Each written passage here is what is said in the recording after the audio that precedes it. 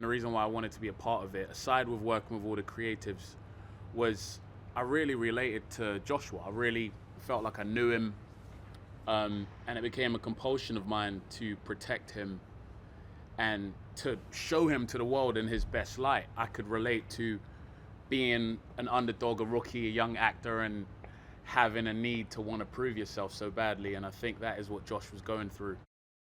F1 the movie follows the character of Sonny Hayes, a down and out ex-F1 driver who's been given the opportunity to return to the sport to help a back-of-the-grid fictional team by the name of Apex win their first race.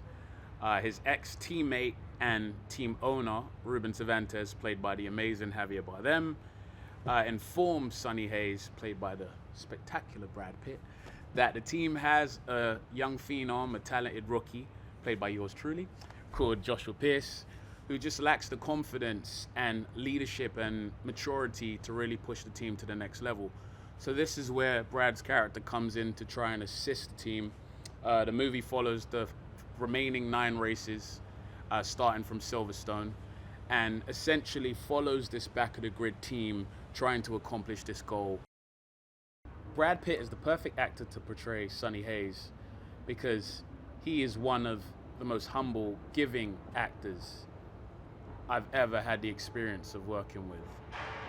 He's charming, he's talented, he's unpredictable, like Sonny, and he's the ultimate collaborator, and he just wants you to win. And just the dynamic between the two of us has been so amazing for me personally because, you know, he sees me as next up and he's supporting that, you know, and he's giving me ideas and he's giving me pointers and he's encouraging me, he's congratulating me. And I think that's a dynamic that's building amongst Joshua and Sonny too. So the relationship is really organic and it's really authentic. The chemistry is just seamless. Working with Brad Pitt is easy. First of all, I feel it in my cheekbones.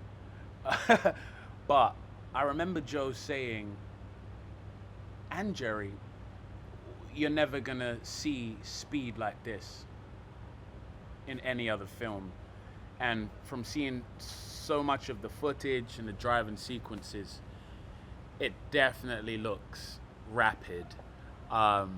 So I think the camera crew have just done an extraordinary job at that. And you know, we're driving with all of these camera mounts on, but we're really capturing everything, you know, from the apexes to the crowd, everything's just whizzing by. You know what track you're on. It's so authentic, it's so real, but the speed is one thing that, especially in IMAX, I can't wait for people to experience. You've got a packed stadium, you've got other drivers and other racing teams who are doing what they do every week.